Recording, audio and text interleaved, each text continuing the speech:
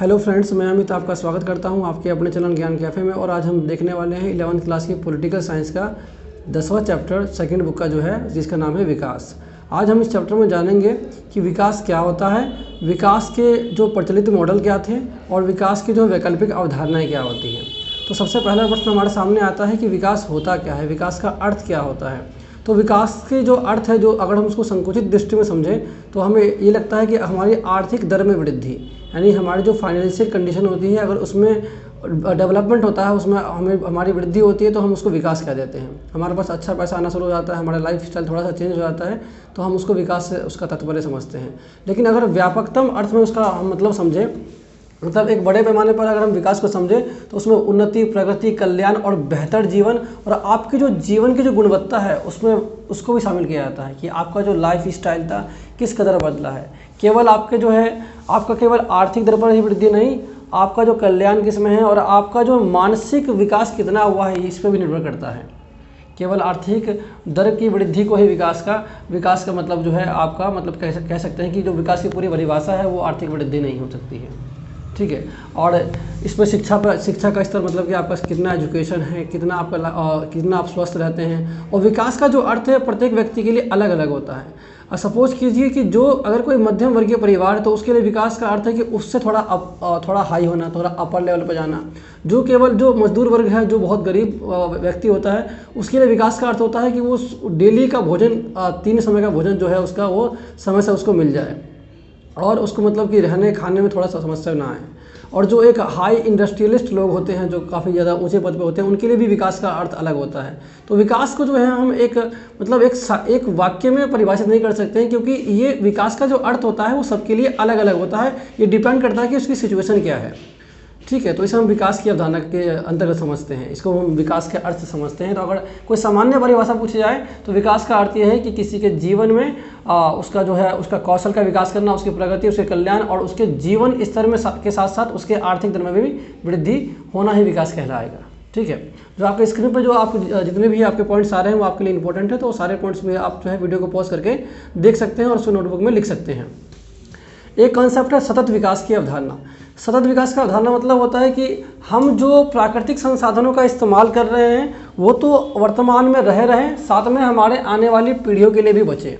मतलब किसी भी संसाधन का इस प्रकार से इस्तेमाल किया जाना चाहिए कि उसका हम इस्तेमाल भी कर लें और वो मतलब इस प्रकार से इस्तेमाल ना करें या इतना ज़्यादा इस्तेमाल ना कर लें कि वो आने वाली पीढ़ी को उसका नाम ही ना पता हो। जैसे हमारे पास कुछ लिमिटेड सोर्सेस ऑफ जो है कुछ लिमिटेड नेचुरल सोर्सेस है हमारे पास, जैसे कि आपका पेट्रोल हो गया, डीजल हो गया या और भी कोई सारी चीज़ें हो गई।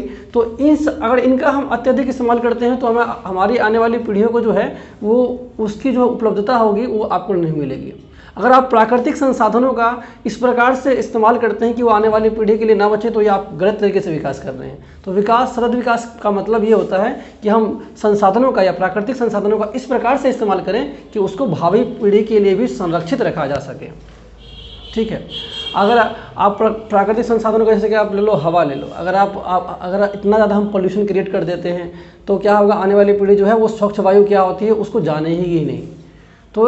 तो इसीलिए जो हमने देखा कि सतत विकास की अवधारणा का मतलब यही होता है कि हम जो है किसी भी प्राकृतिक संसाधन का इस प्रकार से इस्तेमाल करें कि वो आने वाली यानी जो भावी पीढ़ी है उसके लिए भी जो है वो संरक्षित रखा जा सके।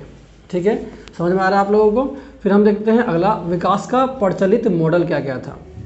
तो जब हमारा भारत आज़ाद हुआ था, फिर उसी वक्त क्या हुआ था कि बहुत सारे जो देश थे वो उसी वक्त आज़ाद हुए थे। जो अफ्रीकी देश थे हमारा और एशिया महाद्वीप के कई और अन्य देश थे जो उसी वक्त लगभग उन्होंने स्वतंत्रता पाई थी, लगभग 1950 के आसपास, 1950 to 1960 के आसपास।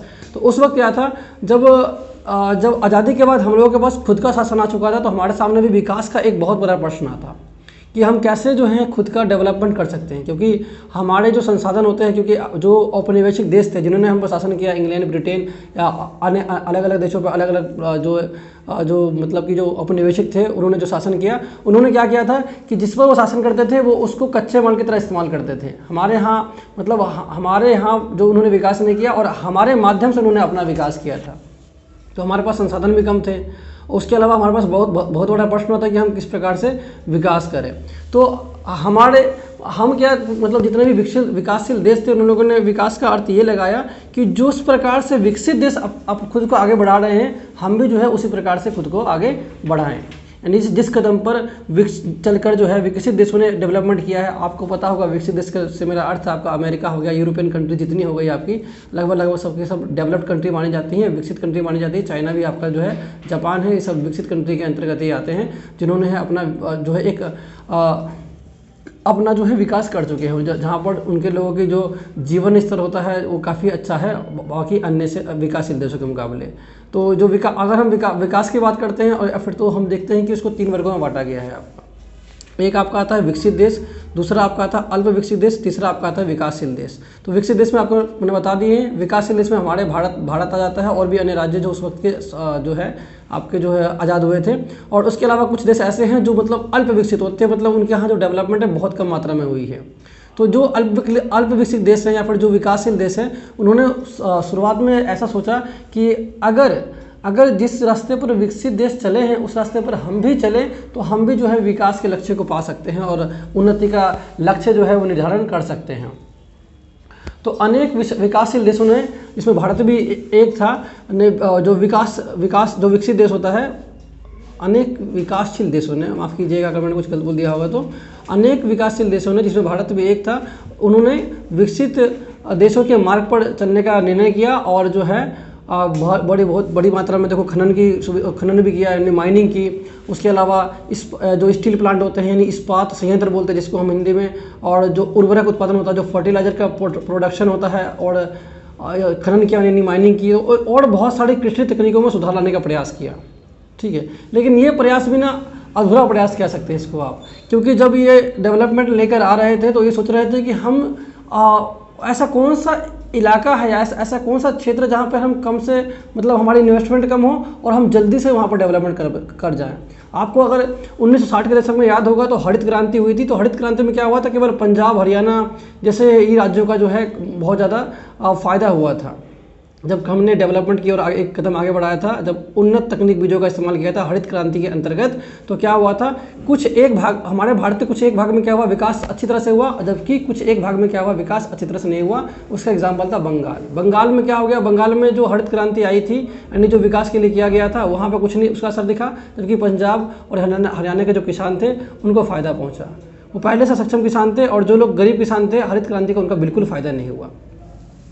तो विकास का जो हमने ये मॉडल अपनाया था वो ठीक प्रकार से मतलब कह सकते हैं कि भारत में कामयाब नहीं हुआ, क्योंकि इसने अगर थोड़ा बहुत विकास किया तो साथ ही साथ क्या कर दी, समाज में ना एक असमानता फैला दी। असमानता का इन द सेंस क्या होगा कि 2 वर्ग बढ़ गए जो सरकार के प्रति अलग अलग दृष्टिकोण रखते थे। एक ऐसा वर्ग हो गया जो जिनको फ़ायदा पहुंचा, उनके लिए सरकार की जो तकनीक थी, जो सरकार के जो कार्यक्रम थे उनको बहुत अच्छा लगा, और एक ऐसा वर्ग हो गया जो सरकार को पक्षपाती मानता था। तो इस प्रकार से कहीं ना कहीं जो है उस तरीके ने क्या किया, हमारे भारत में जो है एक असमानता और एक गहरी खाई जो है उत्पन्न कर दी थी। तो विकास का जो मॉडल विकासशील देशों ने अपनाया, हम भारत के संदर्भ में इसकी चर्चा करेंगे। तो विकास का जो मॉडल विकासशील देशों ने अपनाया था उसकी बहुत ज़्यादा आलोचना की जाती है। मैं आपको बिंदु यानी पॉइंट बाय पॉइंट आपको बताऊंगा, और सारे पॉइंट आपके लिए मतलब कम से कम 5 पॉइंट आपको याद करने पड़ेंगे, तो आप जो स्क्रीन पर से देखिए उसको नोट कर सकते हैं। तो विकासशील देशों के लिए काफ़ी महंगा साबित हुआ जो इनका जो उन्होंने जो मॉडल अपनाया था। इसमें जो वित्तीय लागत बहुत अधिक था, मतलब जो अगर डेवलपमेंट करना था तो हमें तो पैसा चाहिए थे, और हमने क्या किया, कर्जा लिया विकसित देशों से, और जब विकसित देशों से कर्जा लेंगे तो उनको वापस भी तो करना पड़ेगा। तो कर्जा जो है मतलब कि जो भारत है या इसके अलावा जो अन्य अनेक विकासशील देश या अल्प विकसित देश थे वो एक कर्जा तले दब गए। ठीक है, बांधों का निर्माण करवाया, औद्योगिक गतिविधियों को चालू करवाया, माइनिंग की यानी जो डैम होते हैं डैम को बनवाने का जो कार्यक्रम लाया गया। आप औद्योगिक विकास करना चाहते हैं, और उसके अलावा जो है जो माइनिंग होती है, जहाँ खनन होता है, जहाँ से कोयला वगैरह जो आपको पता होगा झारखंड में कई सारे मतलब इसके जो है स्रोत पाए जाते हैं। तो ये सारे एक्टिविटी करवाई गई उस वक्त विकास के दौर पर। लेकिन बांधों के निर्माण से क्या हुआ, जो बांध के आसपास के लोग रहते थे, मतलब उस वहाँ के जो मतलब जितने भी स्थायी निवासी थे उनको वहाँ से क्या करना पड़ा, विस्थापन करना पड़ा, क्योंकि वहाँ पर डैम का निर्माण होना है। तो वहाँ पर जितने लोग रहते हैं उस एरिया के, तो उसको वहाँ से हटाना पड़ेगा, क्योंकि वहाँ पर जल को डैम से क्या होता है, जल को रोका जाता है, आपको पता ही होगा। तो वहाँ के लोगों को विस्थापन करने का एक समस्या और पैदा हो गया, और क्योंकि वहाँ के लोगों का संस्कृति भी खराब हो गया, ऊपर से उनका रोजगार का जो साधन था वो भी छिन गया। कैसे कैसे हुआ? तो खुद सोचिए, अगर जो नदी पर निर्भर है, अगर वो मछुआरा है, अगर उस मछुआरे को मान लो कि आप राजस्थान में जाके डाल दोगे तो क्या कर पाएगा? वो नहीं कर पाएगा। उसके बाद जो उसका कौशल है वो कौशल ही उसका खत्म हो जाएगा। तो उसका जो कौशल भी खत्म हो गया, जो उसको परंपरागत चीज़ें आती थी वो आगे उसके पीढ़ी में डिलीवर नहीं होगी, ठीक है, उसका वो गुण जो है वो आगे नहीं बढ़ पाएगा। इसके अलावा किसी जो आप जब कोई भी एक जो स्थल होता है वहाँ पर अगर सारे लोग एक साथ रहते हैं तो उनकी संस्कृति भी अपनी मतलब अगर सिमिलर होती है, और जब उनको वहाँ से विस्थापन करना पड़ता है तो कोई पंजाब, कोई हैदराबाद, कोई हरियाणा, कोई तो मतलब देश के अलग अलग अन्य भागों में जाएंगे। और जब ये अलग अलग अन्य भागों में जाएंगे तो क्या होगा, क्या जो ये कल्चरल एक्टिविटीज़ होती है, जो इनके सांस्कृतिक कार्यक्रम होते हैं, जो ये सामूहिक रूप से मनाते हैं, तो क्या वो मना पाएंगे? बिल्कुल नहीं मना पाएंगे। तो इससे क्या होता है, इनकी संस्कृति की भी जो हानि हो जाती है। और जो है इनका देखो गरीबी, भुखमरी और इसकी ये तो आपका ऑटोमेटिक आ ही जाएगा, क्योंकि अगर आप किसी एक स्तर पर रहते हो और अचानक से आपको विस्थापन करने के लिए कहा जाता है तो आप यहाँ से एक स्थान से दूसरे स्थान तक मतलब अब आप पलायन करते हैं तो आपको एक तो पहले आप बेरोजगार हो जाएंगे, आपको जाकर वहाँ रोजगार ढूंढना पड़ेगा, आपका जीवन स्तर एकदम बिल्कुल ही खराब हो जाएगा। तो ये सारी समस्या क्या हुई थी? ये सारी समस्या आई थी हमारे विकास करने के दौरान। तो इसलिए जो हमारे विकास मॉडल जो थे उस वक्त काफ़ी ज़्यादा इसकी आलोचना की गई थी, ठीक है। और इससे जो है केवल इंसानों को नहीं जबकि प्रकृति को भी काफ़ी ज़्यादा नुकसान होता है। जब बांध बनाते हैं तो क्या होता है, एक स्थल का बहुत बड़ा भाग जो होता है वो पानी में डूब जाता है, तो इससे भी जो है भूमध्य का काफ़ी ज़्यादा मतलब नुकसान होता है। और इससे जो क्या होता है, परिस्थिति असंतुलन हो जाती है, यानी जो प्रकृति की जो परिस्थिति होती है वो असंतुलित हो जाती है। और पर्यावरण के नुकसान का देखो, अगर हम लगातार पेड़ काटते गए, औद्योगिकरण करना था यानी इंडस्ट्रियलाइजेशन करना था, बहुत सारे उद्योगों को लाना था, आधुनिक बनना था हमें, उसके चलते क्या हुआ, पेड़ काटे गए। पेड़ काटते काटते क्या हो गया, जो हरित गृह गैसें होती हैं आपकी, कार्बन डाइऑक्साइड हो गए, कार्बन मोनोऑक्साइड हो गए, इनकी मात्रा बढ़ती गई। जब इनकी मात्रा बढ़ती है तो क्या होता है, ये इससे ना विश्व उष्णन होता है, मतलब कि ग्लोबल वार्मिंग हो जाती है। और जब ग्लोबल वार्मिंग होती है तो पूरा जो ग्लोबल वार्मिंग का मतलब होता है कि तो पूरा विश्व जो थोड़ा गर्म हो जाता है, जो उसका विश्व का जो अर्थ का जो टेम्परेचर है वो थोड़ा सा ऊपर उठ जाता है। और जब अर्थ का जो टेम्परेचर ऊपर उठ जाता है तो जो पृथ्वी है उस पृथ्वी का जो ऊपर का जो उत्तरी ध्रुव और दक्षिण ध्रुव है, वहाँ पर जो आपका पता है एक अंटार्कटिक और नीचे जो है आपका ऊपर आर्कटिक, नीचे अंटार्कटिक जो ध्रुव है उसके पास तो उसका जो बर्फ़ होता है वो पिघलना शुरू हो जाता है। जब उसका बर्फ़ पिघलना शुरू हो जाता है तो कहाँ जाएगा, समुद्र में जाएगा। और उससे क्या होगा कि समुद्र का जो वाटर लेवल है वो बढ़ जाएगा। अगर समुद्र का वाटर लेवल बढ़ेगा तो आप अंदाज़ा लगा सकते हैं बांग्लादेश और मालदीव जैसे देश में ये उसके स्तर बढ़ने से ही डूब सकते हैं। तो इतना गहरा प्रभाव भी इसका हो सकता है। सबसे एक हम बात कर ले तो जो विकास का जो तरीका अपनाया गया था वो क्या हुआ, जो रिस्क करना निम्न वर्ग के लोगों तक नहीं पहुंचा। विकास की संकल्पना को तो लाया गया लेकिन वो विकास जो था जहाँ तक पहुँचना चाहिए था वहाँ तक नहीं पहुँचा। ये कारण क्या था, तो भ्रष्टाचार हो संभवतः कारण हो सकता है। तो आपने देखा किस प्रकार से जो है हमने विकास के मॉडल को अपनाया। सतत विकास क्या होता है, विकास का अर्थ क्या होता है, और आपने देखा कि विकास के मॉडल की आलोचना किस प्रकार से की गई है। आपको कम से कम 4 से 5 आलोचनाएं याद करनी ही होगी, आपके एग्जाम के लिए काफ़ी ज़्यादा ये महत्वपूर्ण भी होंगे। अब हम बात करेंगे विकास की वैकल्पिक अवधारणाओं की, यानी अब कुछ अवधारणाओं की चर्चा करेंगे हम। तो सबसे पहला क्या है आपका, देखो जो नदियाँ होती हैं ये जो है सरकार की संपत्ति नहीं है, नदियाँ सबकी होती है, ठीक है। तो जब भी किसी भी डैम या कुछ बनाना होता है तो मतलब कि जो है उसका लोकतांत्रिक रूप से उसका निवारण करना चाहिए। मतलब जो है आपको अगर कहीं पर कुछ बनाना है तो वहाँ के लोगों से जो है स्थानीय लोग होते हैं उनकी सहभागिता आवश्यक होती है, क्योंकि जो कोई भी विकास का कार्यक्रम अगर किसी गांव, किसी शहर या किसी स्थल या किसी भूभाग पर होता है तो वहाँ पर जो है वहाँ के बसने वाले लोगों पर प्रभाव पड़ता है।